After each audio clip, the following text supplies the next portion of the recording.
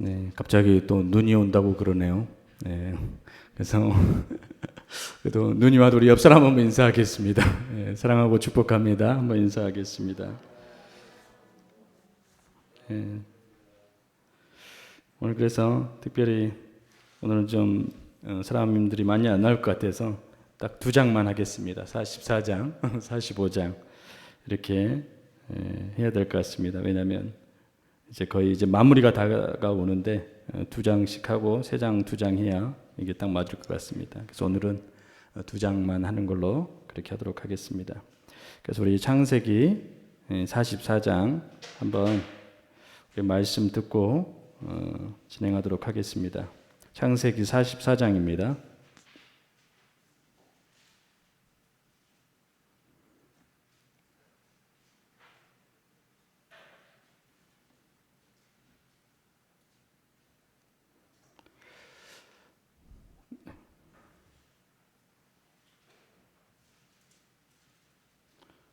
지금 핸드폰 블루투스가 누가 연결된 것 같은데 좀 꺼주시면 좋겠습니다.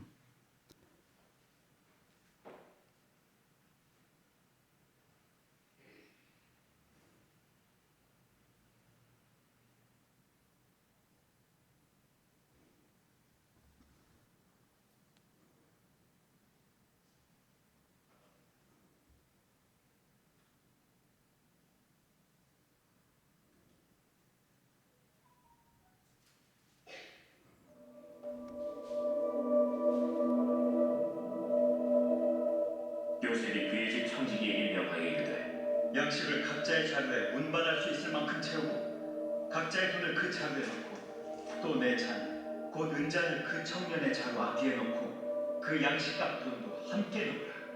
그가 요셉의 명령대로 하고 아침이 밝을 때에 사람들과 그들의 나귀들을 보냅니다.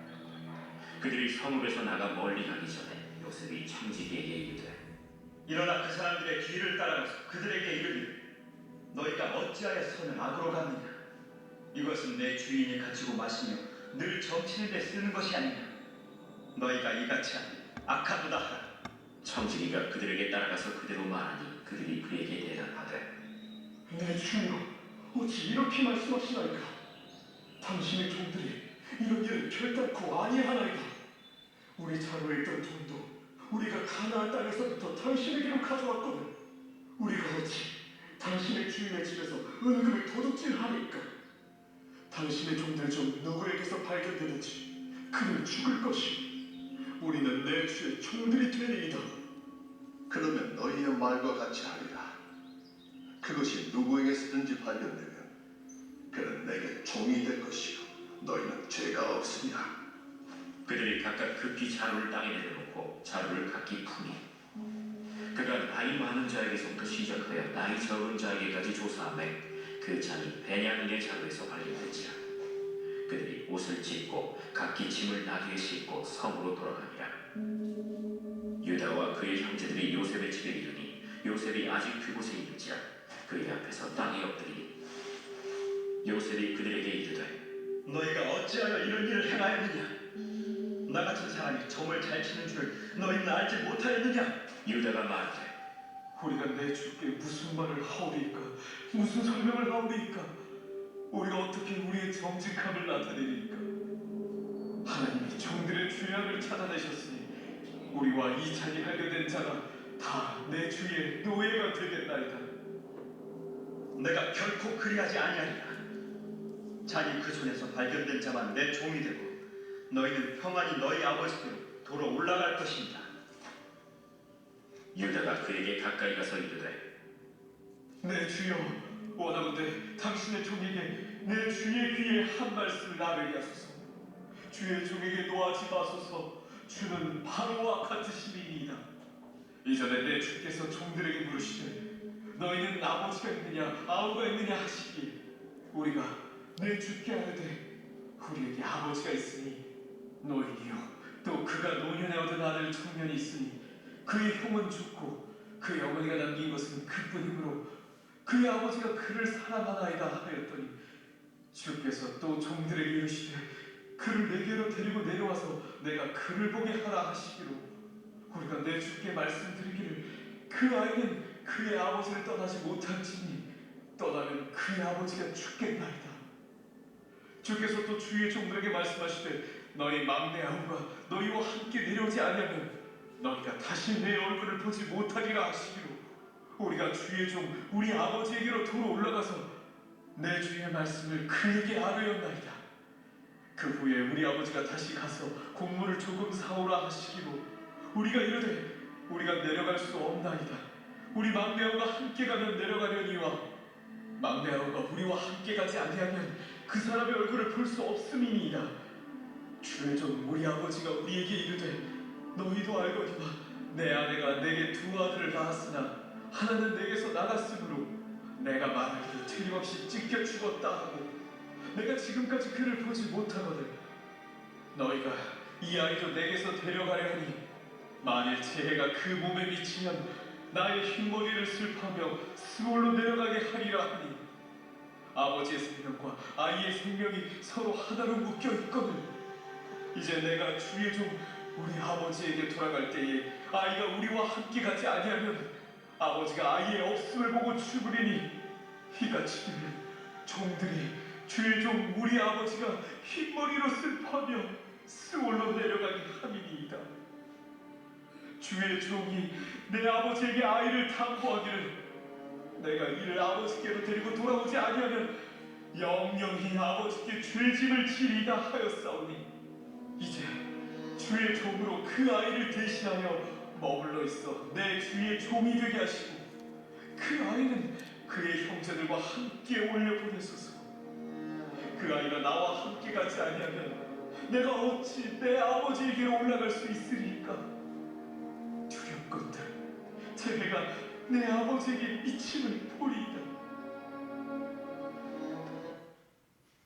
네, 창세기 44장인데 우리 지난 시간에 이제 그 요셉의 형제들이 양식을 구하기 위해서 애굽으로 내려와서 지금 요셉을 만나게 되죠. 국문총리가 된 요셉을 만나게 되는데 이제 여기에서 요셉 형제들은 아직 모르죠. 요셉이 자기 동생 요셉이라는 걸 모르고 있는데 이제 거기서 극진한 대접을 받고 애굽으로 이제 돌아오려고 합니다. 그런 돌아오는 길에 뜻하지 않게 베냐민의 자루에서 요셉이 사용하는 은잔이 발견된 것이죠. 요셉이 일부러 베냐민의 자루에 은잔을 넣어 도둑으로 몰아붙여 형제들이 어떻게 하는지 시험하려고 이제 그렇게 한 것입니다. 이에 유다가 베냐민 대신 종이 되겠다고 이제 이야기를 하는 이제 그러한 내용들인데 여기서 우리가 알 수 있는 것은 진정한 이제 회개는 사랑의 열매로 나타난다는 것을 말씀을 통해 알 수가 있습니다. 그래서 우리 그러한 이제 내용들을 생각하면서 1절부터 보면 그 요셉은 식사 대접을 통하여 그 형들의 마음을 어느 정도 이제 알게 되죠. 그러나 여전히 그들의 마음속 깊은 곳에 정말 회개하고 있는지 알지를 못했습니다. 그래서 요셉은 그 형들의 마음을 테스트하기 위해서 그 형제들의 자루에 그 양식과 각자의 돈을 놓고 베냐민의 자루에 몰래 은잔을 넣게 하죠. 그리고 이제 형제들을 돌려보냅니다. 이제 뭐 형제들은 이 사실을 전혀 모르고 이제 즐겁게 돌아가는 것이죠.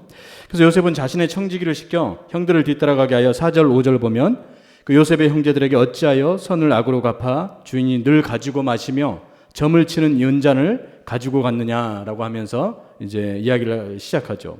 그래서 요셉의 청지기는 형들을 뒤따라가 그들에게 요셉이 말한 대로 이제 이야기를 하게 됩니다. 이에 형들은 너무 어이가 없어서 자신들은 결백하다고 말하는 것이죠. 사실 뭐 이제 전혀 모르는 상황이니까 우리는 절대 그럴 일이 없다, 결백하다 이제 이야기를 하는 것입니다. 그리고 요셉의 형제들은 그것을 증명하기 위해 자루를 급히 땅에 내려놓고 각자의 자루를 풀게 되죠. 청지기는 나이 많은 자부터 차례대로 조사하는데 요셉의 잔이 베냐민에게서 이제 발견이 되죠. 그 형제들은 전혀 예상하지 못한 일이 벌어지자 옷을 찢으며 애통해하는 것입니다. 아버지 야곱이 말했던 것이 이제 베냐민에게 임하게 된 것이죠. 자칫 잘못하면 이제 베냐민이 이제 애굽의 종으로 끌려가는 이제 그런 상황이 되는 이제 그런 위기를 맞이한 것입니다. 요셉이 모든 것을 알면서 형제들에게 이 같은 일을 했느냐고 이제 추궁하는 것이죠. 그러자 유다는 더 이상 할 말이 없다고 이야기를 합니다. 그리고 자신들 모두가 요셉의 종이 되겠다고 이야기를 하죠. 지금 보면 동생 베냐민을 지키기 위해 연합된 그 모습을 이제 형제들이 보이고 있습니다. 이제 누구 하나 베냐민을 탓하는 것이 아니라 정말로 베냐민 대신 우리 모두가 요셉의 종이 될 테니까 그렇게 되게 해달라고 지금 이야기를 하는 것이죠. 형제들은 지금 이 위기에 때 더더욱 서로를 생각하는 이제 그러한 모습으로 지금 변화되어 있는 것을 우리가 볼 수 있게 됩니다. 여기서 우리가 알 수 있는 것은 사람들의 믿음이 언제 확실히 드러나느냐? 평상시에는 자신의 신앙이 어떠한지 잘 알 수 없어요. 그러나 위기의 때, 이 생각하지 못한 시험이 올 때 우리의 믿음이 온전히 드러나게 된다는 것이죠. 지금 요셉의 형제들은 생각지 못한 위기가 닥쳐왔지만 베냐민을 향해 원망하거나 탓하지 않습니다. 오히려 자신들에게 이 일을 당하게 하신 하나님을 인정하며 자신들 모두가 요셉의 종이 되겠다고 그렇게 이야기를 하는 것이죠. 그러니까 하나님도 우리의 신앙을 시험하기 위해 때로는 원치 않는 일, 생각지 못한 위기를 겪게 한다는 겁니다. 우리의 궁지를 몰아넣기도 하고 또 어려운 상황에 처하기도 한다는 거죠. 그래서 하나님은 그 일을 통해 우리의 신앙을 돌아보게 하시고 또 우리가 잘못한 것들이 있으면 고백하고 인정할 수 있도록 그렇게 우리를 연단하고 만들어 가신다는 것이죠. 그리고 또한 그러한 과정들을 통해서 우리 교회 공동체가 더더욱 하나 되고 한 마음이 될 수 있도록 그렇게 인도해 가신다는 겁니다. 사실 여러분 우리가 공동체가 또 어려움이 처할 때 또 끈끈하게 모이고 하나가 되지 않습니까? 그래서 이러한 어떤 하나님께서 그러한 것들을 기대하시며 여러 가지 우리가 원치 않는 상황들을 이렇게 맞이하게 한다는 것이죠. 저는 우리 모두가 형통할 때나 어려움에 처할 때나 전심으로 하나님을 의지하고 신뢰하기를 소망합니다. 하나님 우리를 시험하시는 목적은 하나, 더욱더 하나님을 경외하려고 하는 것 외에는 없는 거라는 거죠. 그러니 시험의 때, 위기의 때를 만나거든 더더욱 하나님 붙잡고 나아가셔야 된다는 것이죠. 그리고 우리 교회 공동체와 함께 끝까지 하나님을 바라보며 헤쳐나가야 된다는 것입니다. 그러한 우리 교회가 되기를 간절히 소망합니다. 그래서 이제 유다가 자신들 모두가 요셉의 종이 되겠다고 하자 요셉은 그럴 수 없고 잔이 발견된 사람만 그렇게 해야 된다고 이제 이야기를 합니다. 그러니까 베냐민만 내 종으로 삼겠다 이야기를 하는 것이죠.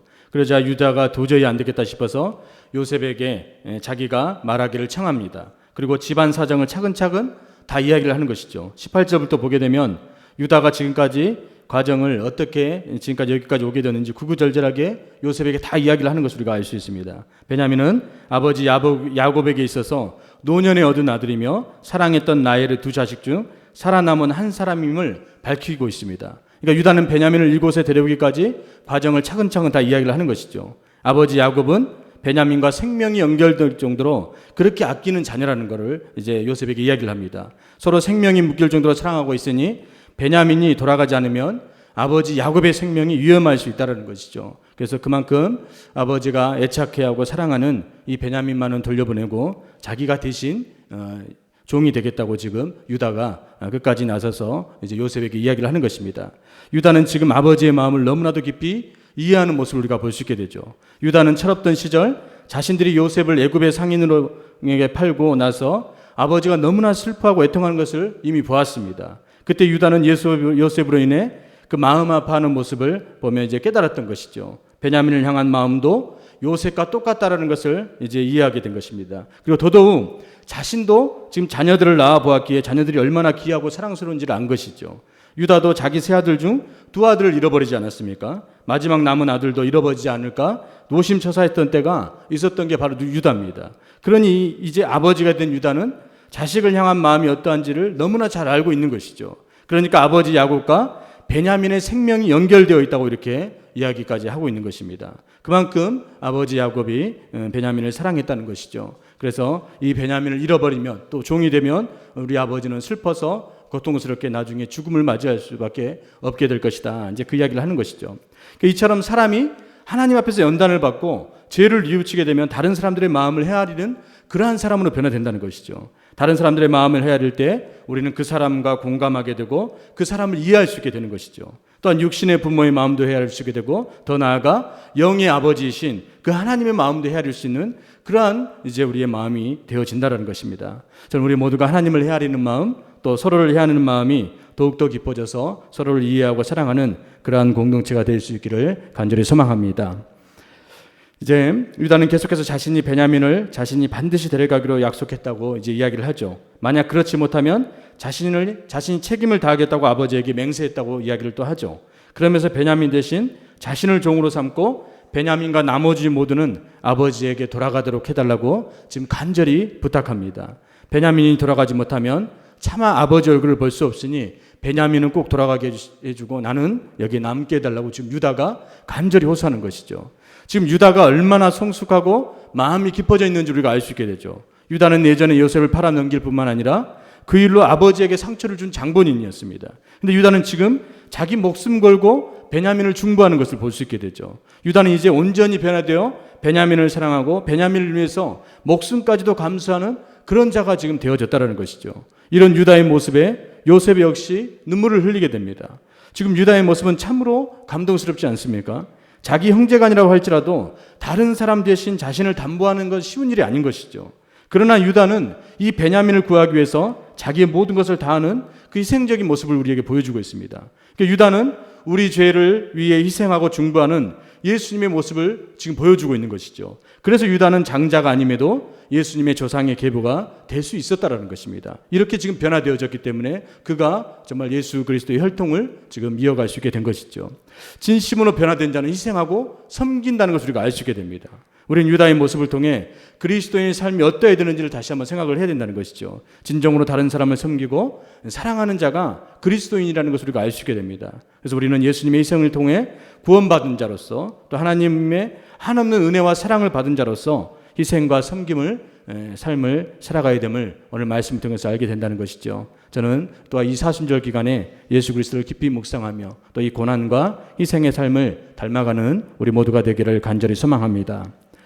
사랑하는 성도 여러분, 오늘 요셉의 형제들 그리고 유다는 진정으로 죄를 회개하고 변화된 모습을 보여주고 있습니다. 자신만을 위해 사는 자들이 아니라 다른 사람들에게 상처 주는 자들이 아니라 진심으로 서로의 마음을 공감하고 위로하는 사람들이 되어진 것이죠. 섬김과 희생으로 서로를 사랑하는 그러한 형제들이 되어졌다는 것입니다. 바라기는 우리 모두도 진심으로 성령으로 새롭게 되어 서로 안에 온전한 섬김과 사랑이 넘치기를 간절히 소망합니다. 우리 44장 우리 바둑판 한번 보면서 다시 한번 말씀 주요 말씀 한번 새겨보도록 하겠습니다. 그 바둑판 한번 보시기 바랍니다. 44장에 보면 그 요셉의 은잔을 누구의 자리에 넣었습니까? 베냐민의 자리에 넣었죠. 그리고 자루를 뒤질 때 순서는 나이 많은 사람부터 차근차근 이렇게 뒤지게 했다고 지금 이야기를 하고 있습니다. 또 베냐민이 은잔으로 인하여 붙잡혔을 때 그를 대신하여 자기가 종이 되겠다고 나선 형제는 유다라는 것이죠. 유다가 내가 베냐민 대신 종이 되겠다고 하면서 그렇게 예수 그리스도의 모습을 보여주는 것을 우리가 말씀을 통해 살펴보았습니다. 주는 바로와 같으심이다. 이는 누가 한 말입니까? 유다가 이제 요셉에게 이야기한 것이죠. 창세기에서 수월이란 말을 처음 사용했고 가장 많이 사용한 사람은 이제 야곱이 많이 사용했죠. 야곱이 정말 그 죽음의 자리를 가지고 이제 수월로 이렇게 많이 표현을 했는데 어쨌든 이제 수월이란 말이 여기서 많이 발견되고 있습니다. 또 뭐 다른 데서는 지옥이라는 말들로 사용이 되는데 여기서는 단순히 지옥이 아니라 어떤 죽음에 대해서 이야기하는 것을 우리가 받아들이면 될 것 같습니다. 44장 이렇게 이러한 내용으로 진행되고 있고 우리 45장을 한번 보도록 하겠습니다. 45장에서는 드디어 요셉이 이제 이 유다의 모습을 보면서 감동하고 그렇게 해서 이제 자신의 정체를 드러내는 이제 그러한 모습으로 우리가 볼 수 있게 됩니다. 한번 이제 45장 말씀을 또 한번 보도록 하겠습니다. 제45장 요셉이 시종하는 자들 앞에서 그 정을 억제하지 못하여 소리질러 모든 사람들 나에게서 물러가라 하고 그 형제들에게 자기를 알리니 그때 그와 함께한 다른 사람이 없었다. 요셉이 큰 소리로 우니 애국 사람에게 들리며 바로의 궁중에 들리더라. 요셉이 그 형들에게 이르되 나는 요셉이라 내 아버지께서 아직 살아계시니까 형들이 그 앞에서 놀라서 대답하지 못하더라. 요셉이 형들에게 이르되 내게로 가까이 오소서. 그들이 가까이 가니 나는 당신들의 아우 요셉이니 당신들이 애굽의 방주라. 당신들이 나를 이곳에 불렀다고 해서 근심하지 마소서. 안탄하지 마소서. 하나님의 생명을 구원하시려고 나를 당신들보다 먼저 보내셨나이다. 이 땅에 2년 동안 흉년이 들었으나 아직 5년을 밭가리도 못하고 추수도 못할지라. 하나님이 큰 구원으로 당신들의 생명을 보존하고 당신들의 후손을 세상에 두시려고 나를 당신들보다 먼저 보내셨나니 그런즉 나를 이리로 보내니 당신들이란요, 하나님이시라. 하나님이 나를 바로에게 아버지로 삼으시고 그 온 집의 주로 삼으시며 애굽 온 땅의 통치자로 삼으셨나이다. 당신들은 속히 아버지께 올라가서 아뢰기를, 아버지의 아들 요셉의 말에 하나님이 나를 애굽 전국의 주로 세우셨으니 지쳐들고 내게로 내려오사 아버지의 아들들과 아버지의 손자들과 아버지의 양과 소와 모든 소유가 고센 땅에 머물며 나와 가깝게 하소서. 흉년이 아직 5해가 있으니 내가 거기서 아버지를 공양하리이다. 아버지와 아버지의 가족과 아버지께 속한 모든 사람에게 부족함이 없도록 하겠나이다 하더라고 전하소서. 당신들의 눈과 내 아우 베냐민의 눈이 보는 바 당신들에게 이 말을 하는 것은 내 일이라. 당신들은 내가 애굽에서 누리는 영화와 당신들이 본 모든 것을 다 내 아버지께 아뢰고 속히 모시고 내려오소서. 자기 아우 베냐민의 목을 앓고 오니 베냐민도 요셉의 목을 앓고 오니라. 요셉이 또 형들과 입맞추며 앓고 오니 형들이 그제서야 요셉과 말하니라. 요셉의 형들이 왔다는 소문이 바로의 궁에 들리매 바로와 그의 신하들이 기뻐하고 바로는 요셉에게 이르되, 내 형들에게 명령하기를, 너희는 이렇게 하여 너희 양식을 싣고 가서 가나안 땅에 이르거든 너희 아버지와 너희 가족을 이끌고 내게로 오라. 내가 너희에게 애굽의 좋은 땅을 주리니 너희가 나라의 기름진 것을 먹으리라. 이제 명령을 받았으니 이렇게 하라. 너희는 애굽 땅에서 수레를 가져다가 너희 자녀와 아내를 태우고 너희 아버지를 모셔오라. 또 너희의 기구를 아끼지 말라. 온 애굽 땅의 좋은 것이 너희 것이니라. 이스라엘의 아들들이 그대로 갈새 요셉이 바로의 명령대로 그들에게 수레를 주고 길 양식을 주며 또 그들에게 다 각기 옷 1벌씩을 주되 베냐민에게는 은 300과 옷 5벌을 주고 그가 또 이와 같이 그 아버지에게 보내되 순낙이 10필에 애굽의 아름다운 물품을 실리고 암낙이 10필에는 아버지에게 길에서 드릴 곡식과 떡과 양식을 실리고 이에 형들을 돌려보내며 그들에게 이르되, 당신들은 길에서 다투지 말라. 그들이 애굽에서 올라와 가나안 땅으로 들어가서 아버지 야곱에게 이르러 알리어 이르되, 요셉이 지금까지 살아있어 애굽 땅 총리가 되었더이다. 야곱이 그들의 말을 믿지 못하여 어리둥절하더니 그들이 또 요셉이 자기들에게 부탁한 모든 말로 그에게 말하매 그들의 아버지 야곱은 요셉이 자기를 태우려고 보낸 수레를 보고서야 기운이 솟아난지라. 이스라엘이 이르되, 조카도다. 내 아들 요셉이 지금까지 살아있으니 내가 죽기 전에 가서 그를 보리라. 예, 오늘 45장은 정말 드라마로 나왔으면 눈물 없이 볼 수 없는 그런 장면 아니겠습니까? 오늘 요셉이 형들 앞에서 드디어 자신을 밝히고 11명의 형제들과 상봉하게 되는데 그동안 감정을 억누르지 못하고 이제 방송대국하는 모습을 우리가 볼 수 있게 되죠. 요셉은 지금까지 모든 과정이 하나님의 은혜와 섭림을 고백하며 지난날 모든 세월에 대해 감사하고 형들을 진심으로 이렇게 사랑으로 맞이하는 것을 우리가 볼 수 있게 됩니다.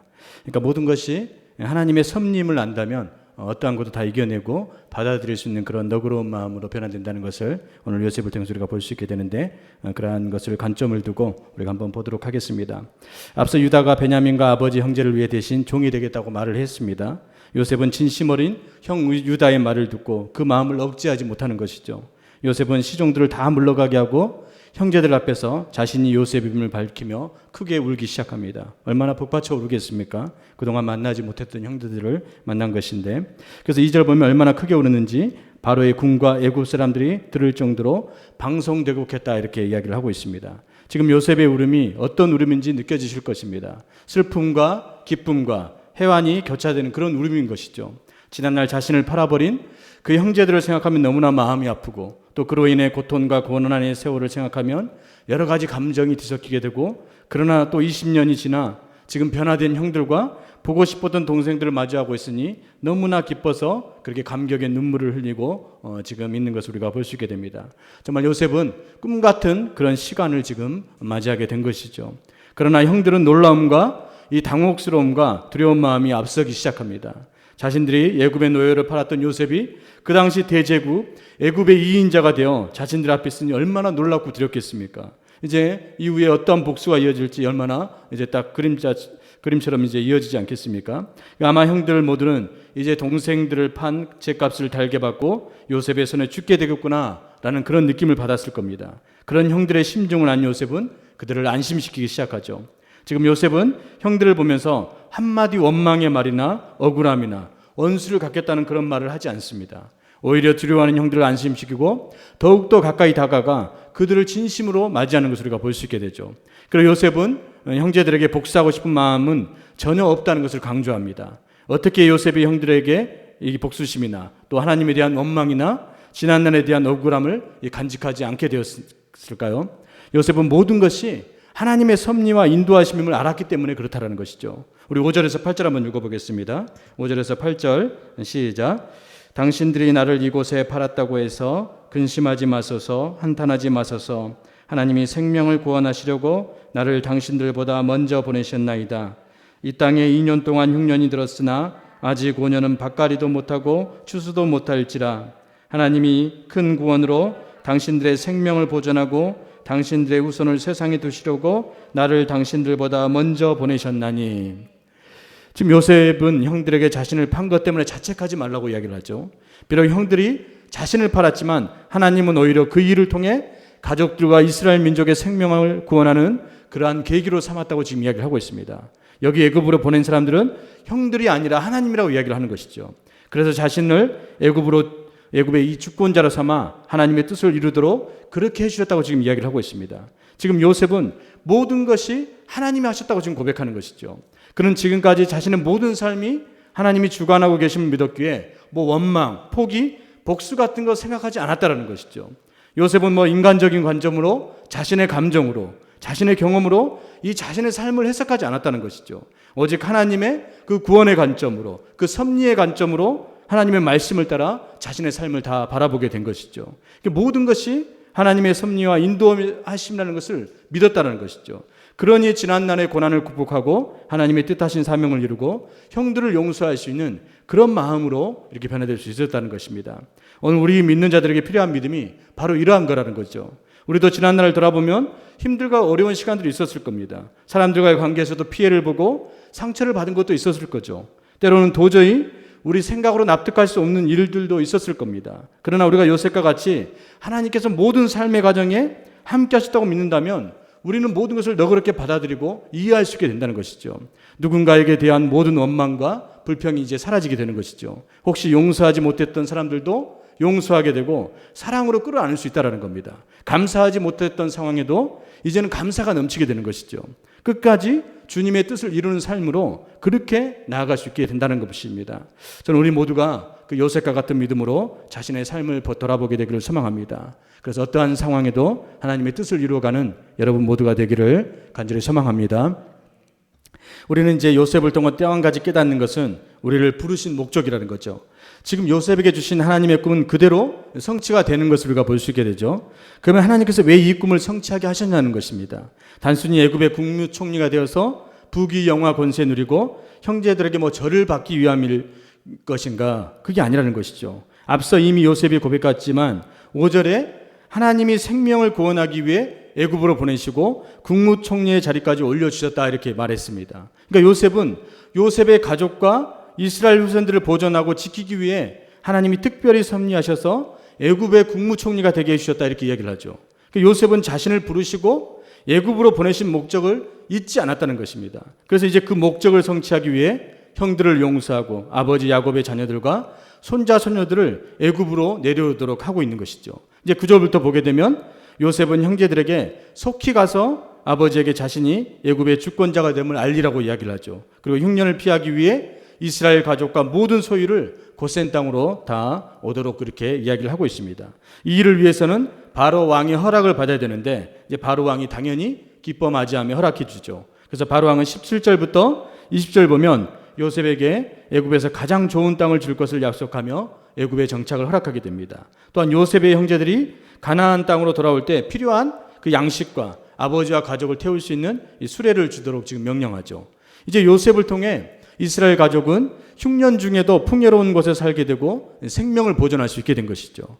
이것이 바로 요셉이 국무총리가 되게 하신 하나님의 선하신 목적이라는 겁니다. 그러니까 하나님은 요셉을 애굽으로 보내어 애굽의 국무총리가 지금 되게 하셨습니다. 그러니까 이 모든 것들은 하나님의 계획과 섭리 속에서 다 이루어지게 된 것이죠. 그러니까 요셉을 국무총리에 올린 것은 이스라엘 가족과 후손들의 생명을 보존하여 구원 역사를 이루어가도록 하기 위해서 이 모든 것을 하나님께서 이루셨다는 거죠. 이게 최종 목적이라는 것입니다. 그러니까 요셉은 이 사명을 분명히 알고 애굽의 국무총리로 안주하지 않고 그 하나님의 뜻과 사명을 끝까지 이루어가고 있다는 것이죠. 저는 우리 모두가 이러한 사명을 인식했으면 좋을 것 같습니다. 하나님 우리를 어떤 이치에 있게 하시고 현재까지 인도하신 것은 다 주님의 뜻을 이루기 위함이라는 것이죠. 우리는 언제나 그것을 잊지 않고 살아가야 된다는 것입니다. 그러면 현재에 안주하지 않고 계속해서 하나님의 뜻을 생각하며 사명을 향해서 나아가는 그런 삶이 된다는 것이죠. 그래서 우리가 여기에 인도하신 모든 목적이 하나님의 뜻을 이루고 사명을 감당하기 위함이라는 것을 우리가 늘 인식하고 살아가게 된다면 우리는 마지막까지 하나님의 뜻을 이루는 삶으로 또 하나님의 사명을 감당하는 삶으로 그렇게 나아갈 수 있게 된다는 것이죠. 현재에 안주하지 않고 끝까지 하나님의 뜻을 이루게 된다는 것입니다. 저는 여러분들이 마지막까지 그 하나님의 뜻과 사명을 간직하며 살게 되기를 간절히 소망합니다. 사랑하는 성도 여러분, 요셉은 형들에게 노예를 팔리게 되어 고난의 세월을 보냈지만 이것으로 인해 원망하거나 좌절하거나 형제들에게 복수하지 않았다는 것이죠. 자신을 보내시고 오늘 여기까지 인도하신 분이 하나님을 믿고 알았기 때문에 이 모든 것들을 받아들였다는 것이죠. 그래서 끝까지 하나님의 뜻을 성취하는 그러한 자로 그렇게 삶을 살게 되었다는 것이죠. 우리 모두도 여기까지 인도하신 분이 하나님임을 알고 어떠한 자리에서도 하나님의 뜻을 이루어가는 우리 모두가 되기를 간절히 소망합니다. 우리 한번 45장 보도록 하겠습니다. 바둑판 한번 보시면 이제 드디어 정체를 드러내는 요셉에 대해서 이제 우리가 배웠는데 요셉의 울음소리가 어디까지 들렸는가? 애굽 사람과 바로의 궁중까지 들렸다고 지금 말하죠. 얼마나 크게 방송되고 했으면은 그렇게 들렸겠습니까? 당신들이 나를 이곳에 팔았다고 해서 근심하지 마소서, 한탄하지 마소서. 하나님이 생명을 구원하시려고 나를 당신들보다 먼저 보내셨나이다. 이렇게 말한 사람은 요셉이죠. 또 하나님이 큰 구원으로 당신들의 생명을 보존하고 당신들의 우성을 세상에 두시려고 나를 당신들보다 먼저 보내셨니? 이는 누가 한 말인가? 역시 요셉이 한 말이죠. 요셉이 형들 앞에서 자신의 정체를 밝힐 때는 몇 년의 흉년이 남은 때였는가? 이제 5년의 흉년이 남은 때인 것이죠. 요셉이 베냐민에게 준 선물은 은 300에 옷 5벌을 주었다고 말하고 있습니다. 다른 자녀들에게는, 형제들에게는 옷 1벌씩. 역시나 요셉은 자기 핏줄 동생 베냐민을 너무나 사랑하는 소리가 불치게 되죠. 이게 뭐 부전 자녀인 것 같습니다. 아버지도 그러더니 자녀 요셉도 똑같이 이렇게 편애하는 모습을 보이지 않습니까? 우리들은 편애하지 않기를 소망합니다. 예, 그래서 끝까지 모두에게 사랑을 베풀고 하나님의 뜻을 이루어가는 우리 모두가 되기를 간절히 소망합니다. 예, 이상으로 우리 오늘 여기까지 45장까지 마치도록 하겠습니다.